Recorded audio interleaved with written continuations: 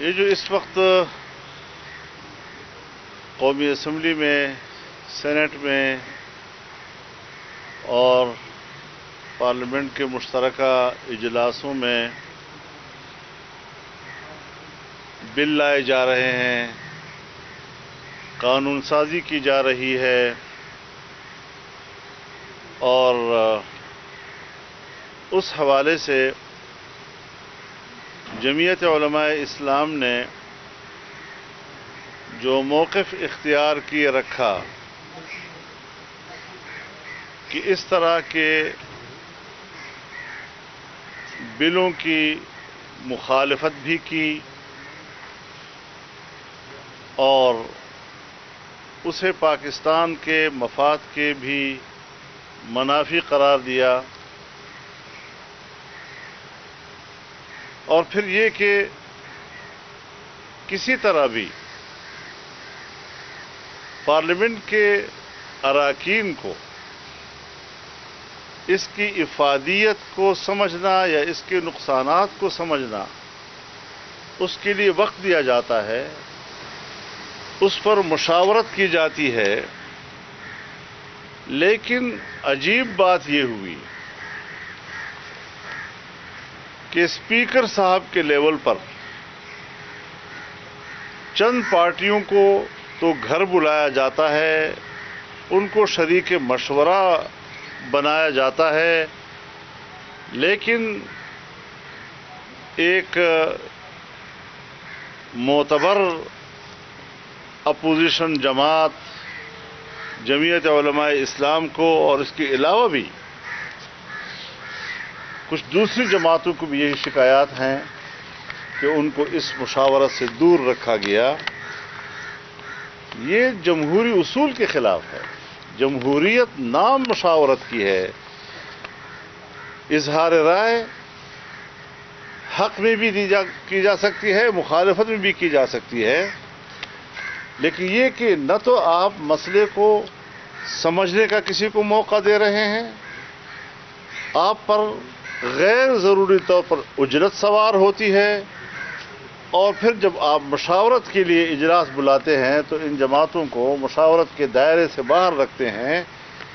یہ ہے در حقیقت موجودہ حکمرانوں کی وہ بدنیتی کہ جس کے بعد ہم نے بیٹھ کر اس ساری صورتحال کو سنجیدگی سے لیا۔ کل جمعیت علماء اسلام کی پارلیمانی پارٹی کا اس پر اجلاس ہوا اور اس میں صوبہ خیبر پختونخوا اور صوبہ بلوچستان کے جو ہمارے پارلیمانی لیڈرز تھے وہ بھی تشریف لائے، اس میں سندھ اور پنجاب کی جمعیت کے ذمہ داران بھی اس میں شریک ہوئے۔ اس میں ان تمام جو ایف اے ٹی ایف کے دباؤ میں اور ان کے شرائط کے تحت قانون سازی کی گئی، اس پر ایک اعلامیہ تیار کیا گیا جو میں آج آپ کی وساطت سے پوری قوم تک پہنچانا چاہتا ہوں۔ اقوام متحدہ کی قراردادوں پر عمل درآمد کے لیے رکن ممالک کو پابند کرنا،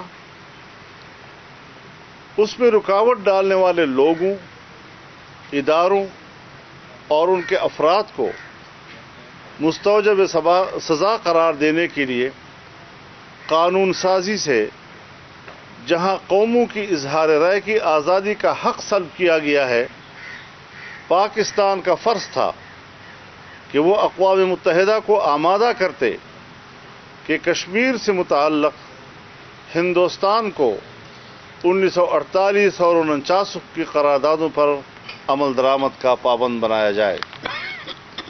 جس وقت پاکستان کے پاس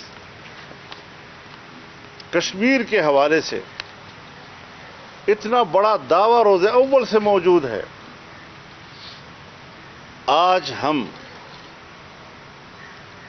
بین الاقوامی اداروں کے ان کی فوری ضرورت کے تحت پاس کی ہوئے قراردادوں پر تو پاکستان میں قانون سازی کے لیے تیار ہو جاتے ہیں، لیکن ایک لمحے کے لیے ہم نے ان کے سامنے اس بات پر اصرار نہیں کیا کہ وہ کشمیر کے حوالے سے سن 48-49 کی قراردادوں پر عمل درآمد کرے، اپنے آپ ہندوستان کو اس کا پابند بنائے۔ اس سارے قضیے کا افسوسناک پہلو یہ ہے کہ FATF کے شرائط کے تحت قانون سازی کے عمل میں پاکستان پر دباؤ ڈالنے والوں میں انڈیا بھی شامل ہے۔ کیا میسج آپ اپنی قوم کو دینا چاہتے ہیں کہ جو قانون سازی ہو رہی ہے اور جس کے حوالے سے بین الاقوامی طور پر پاکستان پر دباؤ ڈالا جا رہا ہے، دباؤ ڈالنے والے گروپ میں انڈیا خود شامل ہے؟ اس کے دباؤ میں تو ہم یہ کچھ کر رہے ہیں، لیکن ہماری سفارتکاری کہاں گئی؟ ہماری وہ صلاحیت کہاں گئی کہ جس کے ذریعے سے ہم عالمی برادری کو یا عالمی فورم کو اس طرح متوجہ کر سکے کہ وہ ہندوستان کو بھی کشمیر کے حوالے سے قراردادوں پر عمل درآمد کے لیے پابند کر سکے۔ مستقبل میں اگر اقوام متحدہ کشمیر پر کوئی قرارداد منظور ہونے میں کامیاب ہوتی ہے، ایک نئی قرارداد وہ لے آتے ہیں اور آزادی کشمیر کے لیے لڑنے والوں کو دہشت گرد قرار دیا جاتا ہے، یا ہمارے قومی اثاثوں اور ہمارے قومی مفادات کے خلاف کوئی قرارداد کی کوشش ہوتی ہے یا پاس ہو جاتی ہے، تو کیا ہمارے ان قوانین کا اطلاق ان حریت پسندوں پر بھی ہوگا؟ اس بارے میں موجودہ قوانین میں کوئی گنجائش نہیں رکھی گئی۔ بین الاقوامی اسٹیبلشمنٹ کے آگے ہمارے حکمرانوں نے گھٹنے ٹیک کر دیے۔ اس کے خطرناک پہلوؤں سے قوم کو آگاہ کرنا چاہیے۔ یہ کیا کہ ہم نے ملک کو بچا لیا ہے اور ہم نے ملک کو مشکل سے نکال لیا ہے، آپ نے ملک کے مستقبل کو تاریکی کی طرف دھکیل دیا ہے، آپ نے ملک کی آزادی کو داؤ پہ لگا دیا ہے۔ آنے والے مستقبل میں نااہل اور سلیکٹڈ حکومت میں ایسے گمبھیر مسائل سے نمٹنے کی صلاحیت نہیں ہے۔ ملک کو اس قدر اقتصادی طور پر کمزور کر دیا گیا ہے کہ FATF کے شرائط پر قانون سازی کے لیے مجبور کیا گیا اور پاکستان کے بازو مروڑ کر قانون سازی کرائی جا رہی ہے، اور پھر ناکام خارجہ پالیسی اور کمزور لابنگ کی حکومتی ناکامی کو لے کر قوم کو تسلی دی جاتی ہے کہ ہم نے ملک کو بلیک لسٹ سے بچا لیا ہے، جبکہ سیاسی طور پر ہمارے اعصاب جب مضبوط تھے تو ماضی میں کبھی FATF پاکستان کو اپنی شرائط پر قانون سازی کرنے پر مجبور نہ کر سکا۔ میں اس کی وضاحت کر دوں کہ یہ کوئی پہلی مرتبہ نہیں ہے کہ ہم گرے لسٹ میں ہیں، کوئی پہلی مرتبہ نہیں ہے کہ ہمیں بلیک لسٹ قرار دینے کی دباؤ میں رکھا جا رہا ہے۔ ہم پہلے بھی گرے لسٹ میں گئے ہیں۔ پیپلز پارٹی کی حکومت کے آخری حصے میں ہم بلیک لسٹ میں چلے گئے تھے۔ نئی حکومت آئی، جمہوری حکومت تھی، اس نے ملک کو واپس گرے اور اس کے بعد وائٹ کرا دیا تھا۔ وائٹ لسٹ میں ہم آ گئے تھے اور 2018 تک ہم وائٹ لسٹ میں تھے۔ جب سے ان نااہلوں کے حوالے ملک ہوا ہے، ہم دوبارہ گرے لسٹ میں چلے گئے ہیں اور ہمیں کہا جا رہا ہے کہ اکتوبر تک ہم آپ کو بلیک لسٹ کر دیں گے اگر آپ اس کے مطابق قانون سازی نہیں کرتے۔ پیپلز پارٹی کی حکومت کو کیوں مجبور نہیں کیا جا سکا اس قانون سازی پہ؟ مسلم لیگ نون کی حکومت کو اس طرح کی قانون سازی پر کیوں مجبور نہیں کیا جا سکا؟ اسی لیے ایک بڑے بین الاقوامی منصوبے کے تحت ایسے ایجنٹوں کو ملک پر مسلط کیا گیا ہے تاکہ وہ FATF اور بین الاقوامی اداروں کے دباؤ پر قانون سازی کا ہدف حاصل کر سکیں۔ ماضی میں بھی پاکستان گرے لسٹ میں ہونے کے باوجود پاکستان کو اس قانون سازی پر مجبور نہیں کیا جا سکا، بلکہ اس وقت 2015 میں جمہوری حکمرانوں نے ملک کو بلیک لسٹ سے وائٹ لسٹ میں لے آئے۔ ایشیا پیسیفک گروپ کی پابندیوں کا بھی مقابلہ کیا گیا اور ان کو بھی پاکستان سے پابندیاں اٹھانے پر مجبور کیا گیا۔ کشمیر، بلوچستان اور افغانستان میں انڈیا کی مداخلت کو ہمیشہ نظر انداز کیا گیا، جو ہماری سفارتکاری کی ناکامی کا منہ بولتا ثبوت ہے۔ ہم زبانی باتیں کرتے ہیں کہ انڈیا بلوچستان میں مداخلت کر رہا ہے، انڈیا کشمیر میں ظلم کر رہا ہے، انسانی حقوق کو پامال کر رہا ہے، ناجائز قبضہ جمائے ہوئے ہے۔ افغانستان میں انڈیا کا رول پاکستان کی مخالفت میں، اس کی وہاں پر کارکردگی، وہاں تو ہم مکمل طور پر سفارتکاری کے میدان میں ناکام ہو چکے ہیں۔ جو ہمارے مفادات کا آپ تحفظ نہیں کر سکتے، ایک آخری تیشہ آپ نے اس پر چلا لیا کہ ملک کے اندر آپ نے ایسی قانون سازی کر لی کہ جس سے پاکستان آنے والے مستقبل میں وہ آزادی سے کوئی فیصلہ بھی نہیں کر سکے گا۔ حال ہی میں ہماری سفارتکاری کا حال دیکھیے نا، کہ حال ہی میں پاکستان نے 4 بھارتی شہریوں کی دہشت گردی کے خلاف اقوام متحدہ میں متعدد بار کیس دائر کیا، مگر ہم ٹھوس شواہد پیش کرنے میں ناکام ہوئے اور پاکستان کو سبکی کا سامنا کرنا پڑا۔ یہ اس حکومت کی کارکردگی ہے۔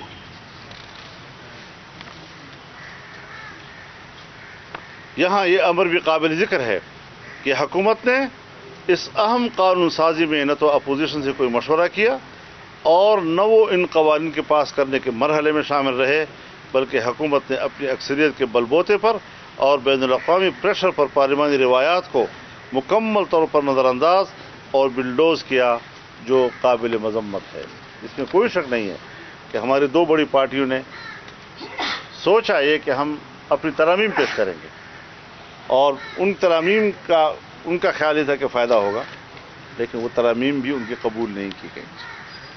تو اس طریقے سے ایک کمزور موقف لے کر پیش کرنا، اور ہم اس طریقے سے سفارتکاری کے محاذ پر قوم کی سبکی کا سبب بن رہے ہیں، پاکستان کی سبکی کا سبب بن رہے ہیں۔ اور ابھی آپ نے دیکھا، بھلا اس طرح بھی کوئی آپ خارجہ پالیسی طے کرتے ہیں کہ ابتدا دن کے بغیر کسی شرط کے ہر میدان اور ہر محاذ پر آپ کا دوست سعودی عرب، جو ہر مشکل میں آپ کے ساتھ کھڑا رہا ہے، جو بھی حالات اس کے اوپر گزرے، ان کی بھی مفادات ہوتے ہیں، لیکن جب پاکستان کا مسئلہ آتا ہے تو آپ کے ساتھ کھڑا ہے۔ اس حکومت نے آج سعودی عرب کو بھی ناراض کر دیا۔ سی پیک کا مسئلہ جو پاکستان کی ترقی کی علامت تھا، اس پر چین کو ناراض کر دیا۔ ہمیں کہاں کا چھوڑا ہے ان لوگوں نے؟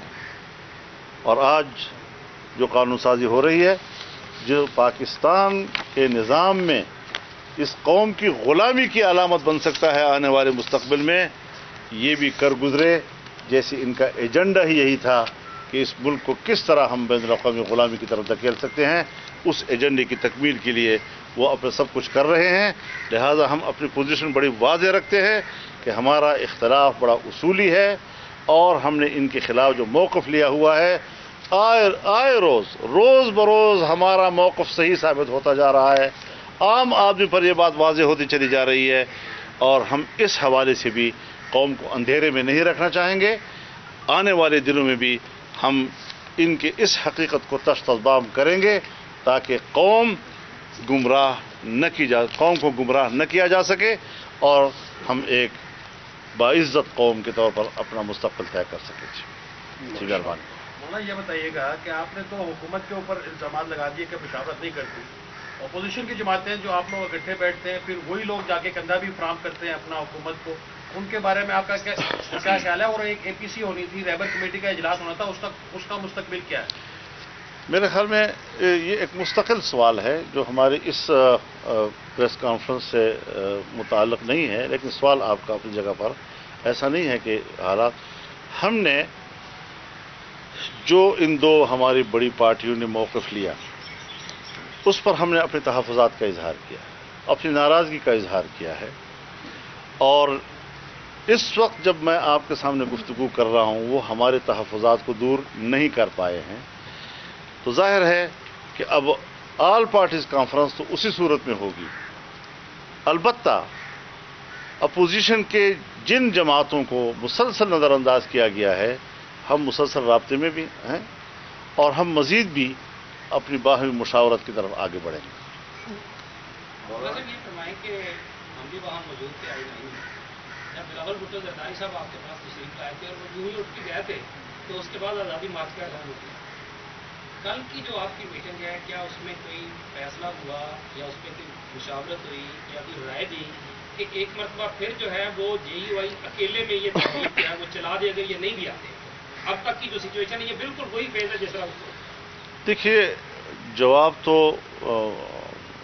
ہمیں بھی آتے ہیں لیکن ہم احتیاط کا دامن چھوڑتے نہیں ہیں۔ آپ دور کیوں جاتے ہیں؟ تو بہت دور کی بات ہے۔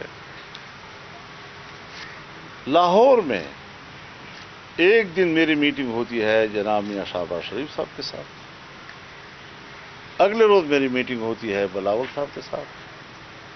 دونوں پارٹیوں سے اس بات پر اتفاق ہوتا ہے کہ ہم نے عید کے فوراً بعد رہبر کمیٹی کا اجلاس کرنا ہے، وہ تجاویز جو طے کر لیں گی اس کو ایجنڈا بنائیں گے ہم APC کا۔ میں وہاں سے ڈیرہ اسماعیل خان کے لیے روانہ ہوا، راستے میں پتہ چلا کہ اگلے روز وہ حکومت کو ووٹ کر رہے ہیں۔ تو شکایت تو ہماری بنتی ہے نا جی کہ ابھی تو ہم جو ملاقات کر چکے تھے اور جب ہم نے ان کے ساتھ گفتگو کی، اب یہ جو ایک تصور دیا جاتا ہے کہ جی کوئی ضرورت تھی یا ملک کو ضرورت تھی، تو بابا یہ باتیں تو ایک دفعہ طے ہو چکی ہے کہ حکومت ناجائز ہے، اس پر اتفاق رائے ہے ہمارا۔ پھر اس سے کسی خیر کی توقع رکھنا، پھر اس پہ بلیک میل ہونا کہ جی یہ تو ملک کے مفاد کی بات ہے، تو نہ ملک کے مفاد میں آپ کی ترامیم کو قبول کیا گیا۔ ایک طرف آپ ان کے ساتھ مفاہمت کا یہ عمل شروع کرتے ہیں، دوسری طرف آپ کے مریم نواز کے ساتھ لاہور میں کیا ہوتا ہے جی؟ ایک طرف آپ ان کے ساتھ مفاہمت کا ایک رویہ اختیار کرتے ہیں، دوسری طرف آصف علی زرداری کے خلاف نئے کیس آتے ہیں، ان کی پیشیاں شروع ہو جاتی ہیں جی۔ تو میں نہیں سمجھتا کہ ان رویوں کے ساتھ وہ کوئی جمہوریت کی خدمت کر سکیں گے۔ ہم اس بات کے متمنی ہیں کہ ہم آپس کے ان تحفظات کو دور کریں اور بالکل ایک یکسوئی کے ساتھ، کلیئر مائنڈ کے ساتھ ہم ایک ہو کر واضح لائے عمل اختیار کریں۔ جس طرح ہمارا موقف واضح ہے اس حوالے سے ہمارا کردار بھی بڑا واضح ہونا چاہیے۔ آپ یہ فرما دیجیے گا کہ دونوں بڑی سیاسی جماعتیں ہیں، کب تک آپ سمجھ رہے ہیں کہ آپ کے تحفظات دور کر دیں گے اور APC کا جلد انعقاد ہوگا؟ ان کے رابطے تو ہوئے ہیں اور ان رابطوں کے نتیجے میں اب دیکھتے ہیں، جب بھی وہ رابطہ مزید ذمہ دارانہ رابطہ کریں گے، قیادت کی سطح پر رابطہ کریں گے، تو ان میں ہم ان کے ساتھ بڑی وضاحت کے ساتھ باتیں کریں گے ساری، اور ان چیزوں کو دور کریں گے جو اس وقت اپوزیشن کو گرے لسٹ میں ڈالی ہوئی ہے۔ آپ پاکستان کو گرے لسٹ سے نکالنا چاہتے ہیں، خود گرے لسٹ میں پڑے گا، بلکہ بلیک لسٹ کی۔ مولانا صاحب یہ بتا دیں، اپوزیشن بظاہر یہاں پر تقسیم نظر آ رہی ہے اور کچھ دن پہلے بابر اعوان صاحب نے کہا کہ مولانا صاحب لندن والے میاں صاحب کے ساتھ ہیں، جبکہ جو پاکستان والے میاں صاحب ہیں وہ سندھ کے حکمرانوں کے ساتھ ہیں۔ تو اس طرح اپوزیشن دو حصوں میں تقسیم نظر آ رہی ہے، حکومت کو یہ ٹائم نہیں مل رہا؟ بالکل حکومت کو اس کا فائدہ مل رہا ہے اور اس کا احساس بڑی پارٹی کو کرنا چاہیے۔ مولانا صاحب، سندھ کے حوالے سے کچھ اقدامات وفاقی حکومت اٹھانے جا رہی ہے، خاص طور پر اٹارنی جنرل آف پاکستان نے کل سپریم کورٹ میں بھی کہا ہے کہ وفاق کراچی سے متعلق کچھ اہم قانون سازی کرنا چاہ رہی ہے، کچھ اقدامات اٹھانا چاہ رہی ہے۔ مختلف خدشات کا اظہار کیا جا رہا ہے کہ کہیں وفاق کراچی کا کنٹرول تو نہیں سنبھالنے جا رہا۔ اگر اس طرح ہوتا ہے تو آپ کس طرح دیکھتے ہیں؟ ابھی یہ کوئی میچورڈ صورتحال نہیں ہے، جس وقت اس کو اس میں بلوغت آئے گی تو پھر تبصرہ کیا جا سکتا ہے۔ یہ فرمائیں 14 سینیٹر جو کھڑے کھڑے لاپتہ ہو گئے تھے، ان کا انہوں نے کہا کہ ہم سراغ لگائیں گے، وہ سراغ ابھی تک نہیں لگایا۔ اعتماد کا فقدان نون لیگ اور پیپلز پارٹی کے ساتھ آپ کا موجود ہے، تو پھر کس طرح آپ ٹرسٹ کر رہے ہیں؟ آپ کراؤڈ ان دونوں جماعتوں سے بڑا اکٹھا کر سکتے ہیں، ان کی طرف کیوں دیکھ رہے ہیں؟ مجبوری کیا ہے؟ ये मतलब वही मेरा सवाल एक जहन में बात रखें, हमेशा के लिए अपोजिशन या कोई भी तहरीक आप चलाते हैं तो जब सारे ग्रुप्स मिलकर चलाते हैं तो वो तहरीक ज़्यादा मुअस्सर और कामयाब रहती है। हुकूमत अगर अकेले एक पार्टी तनहा कर रही है अपनी पूरी क़ुव्वत के साथ, वो ज़्यादा कामयाब होती है बाहमी शराकत की हुकूमत से। लेकिन तहरीकें जो हैं वो तनहा चलाने की बजाय सबकी शराकत के साथ ज़्यादा कामयाब रहती हैं। तो इस पहलू को भी हम मद्देनज़र रखते हैं कि तहरीकों के तकाजे क्या होते हैं, साबोताज करके जाते हैं। लेकिन फिर भी हमने हिम्मत नहीं हारनी, हमने आगे बढ़ना है और इस सारी सूरत हाल को उनके सामने रखना है हमने कि आपकी वजह से क्या क्या मुश्किल आ रही है, अपोजिशन क्यों ख्वार होती जा रही है, कमज़ोर होती चली जा रही है, हमें इस मुश्किल से अभी निकलना होगा। बहुत बहुत शुक्रिया। जो आपका एहतजाज है वो पेशावर में, उसके लिए दावत दी है आपने उनको? जो 7 तारीख को आपका एक रैली हो रही है। 7 तारीख को हमारी जमात ने ख़त्म नबूवत कॉन्फ्रेंस का ऐलान किया है और एक बड़े पैमाने पर ख़त्म नबूवत कॉन्फ्रेंस मुनक़द की जाएगी। उस हवाले से हम अभी मुशावरत के अमल से गुज़र रहे हैं कि किस तरह हम उसके दायरे कार को कहाँ तक महदूद रख सकते हैं, ताकि हम कोई ऐसे इलाके में न चले जाएं कि वहाँ पर कोई इशू जो है वो मुतनाज़ा बन जाए। जहाँ जहाँ तक इत्तिफ़ाक़ राय होता है वहाँ तक हम जाएं और उसको एक बहुत बड़ा कामयाब, क्योंकि 7 सितंबर वो दिन है जब पार्लियामेंट ने एक मुत्तफ़क़ा तरमीम के ज़रिए कादियानियों को गैर मुस्लिम अक़लियत करार दिया था। बहुत बहुत शुक्रिया। पहले 2 कवानीन जो थे, जो पहले 2 कवानीन थे, उन पे आपकी पार्टी ने दोनों ईमानों में भरपूर मुखालफत की, लेकिन जो लास्टली अभी ये इंतज़ाद दहशतगर्दी एक्ट आया उसमें भी FATF की ही तरमीम थी, ये जो कल हुआ, तो उसमें आपकी जमात ने उसकी मुखालफत नहीं की, उसको सपोर्ट किया? नहीं, सपोर्ट नहीं किया। नहीं, बिल्कुल भी नहीं। और मुझे उसकी तफसील मालूम नहीं है, लेकिन बहरहाल ऐसी सूरत हाल नहीं है।